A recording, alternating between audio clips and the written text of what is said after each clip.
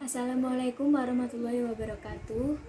I'm Ilma Nurjana and I want to explain about denotation, connotation, and myth. Denotation tends to be described as the definitional, literal, obvious, or common sense meaning of a sign.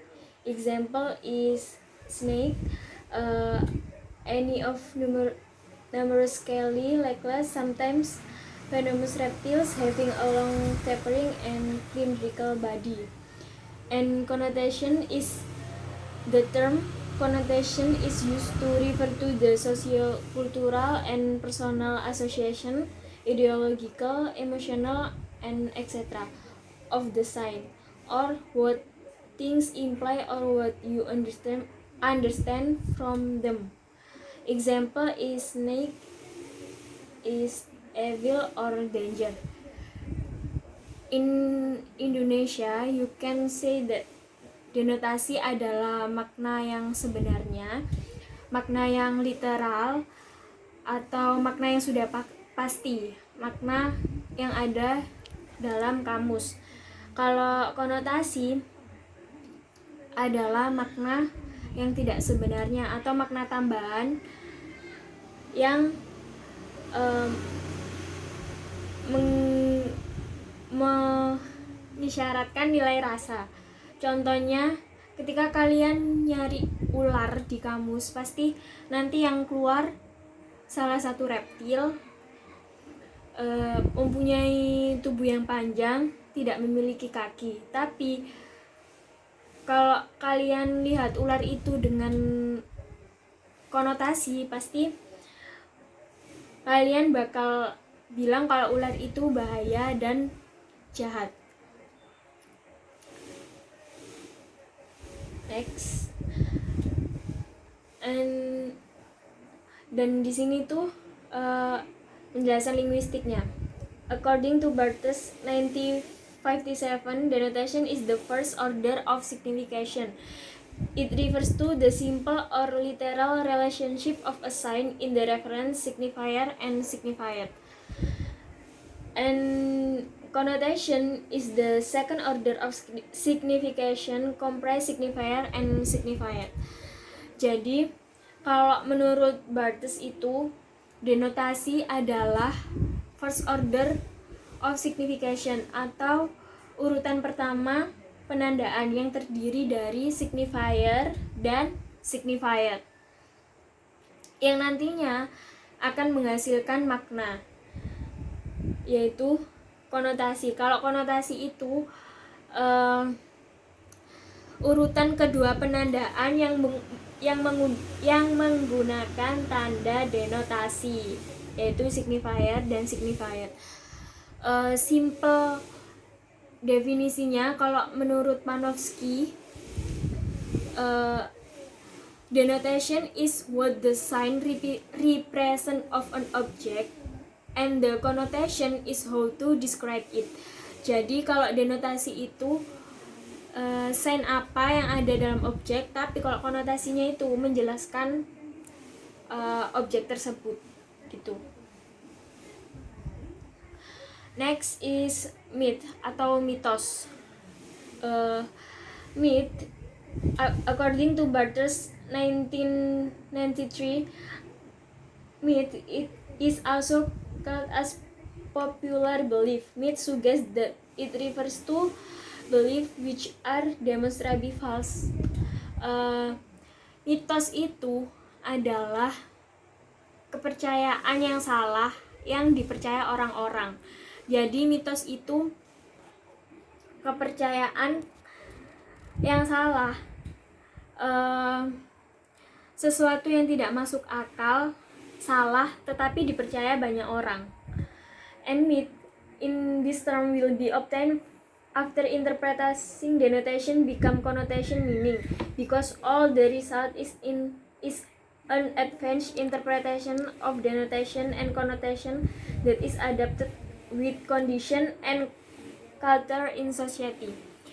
Contohnya mitos, kalau ada biasanya cewek-cewek kalau disuruh ibunya nyapu, dan pasti sebagian ibu itu bilang kalau nyapunya harus bersih biar punya suami yang gak brewokan.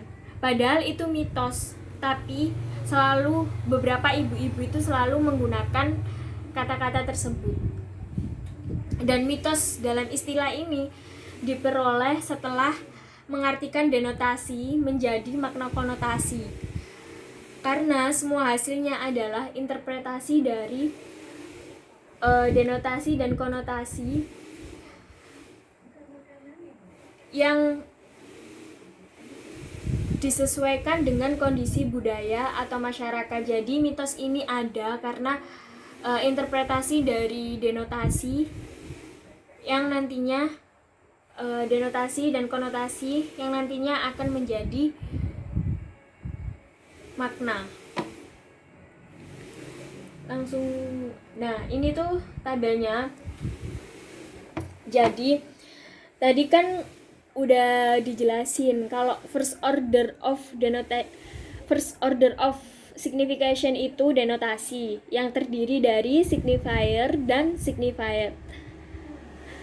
Nantinya signifier dan signified nanti akan menjadi meaning atau sign. Nah, ini nanti masuk ke second order of connotation dan ditambahkan ke signifier, dan signifier di sini itu nantinya akan menjadi makna konotasi. Setelah mengartikan makna denotasi dan konotasi, nantinya akan menjadi mitos gitu. Langsung ke contoh aja. Jadi first order denotation yaitu signifier atau denotasi. Di sini kan objeknya di sini bunga. Nah, kalau di sini masuk ke B signifier, gimana cara jelasin si bunga ini tadi? Yaitu a complete rose with flower petals, flowers, limbs, and leaves. Jadi dijelasin kalau ini tuh bunga mawar yang punya kelopak, batang, dan daun. Nah, sekarang setelah ada signifier dan signifiednya, kita masuk ke meaning. Dan meaningnya ini masuk ke second order of connotation. A red rose signifier. Setelah ada meaningnya, kita akan masuk ke signified. Signified di sini kan tadi udah dijelasin kalau signified di sini tuh konotasi. Jadi konotasinya bunga mawar atau yang orang-orang lihat tentang bunga mawar yaitu adalah desire atau passion, hasrat atau passion. Nah, setelah mengetahui makna denotasi dan konotasinya, nantinya hasilnya yaitu mitos. Dan mitos tentang bunga mawar itu tadi adalah passionate love atau cinta yang menggebu. Jadi orang-orang itu lihat bunga mawar itu nggak hanya dari gambarnya aja. Oh iya, itu ada bunga mawar, tapi mereka lihat bunga mawar itu juga melalui mitosnya. Mitosnya adalah menunjukkan cinta. Jadi contohnya ketika saya mempunyai kakak yang mau wisuda, terus saya belikan bunga mawar. Saya beli bunga mawar itu karena makna yang ada dalam bunga mawar itu menunjukkan kasih sayang. Jadi saya memberikan bunga mawar ke kakak saya itu tadi karena saya sayang ke kakak saya gitu. Jadi orang-orang itu nggak lihat bunga mawar karena gambarnya aja, tapi mereka juga mengetahui mitos yang ada pada bunga mawar gitu. Sekian dari thank you. If you have a question you can ask me. Wassalamualaikum warahmatullahi wabarakatuh.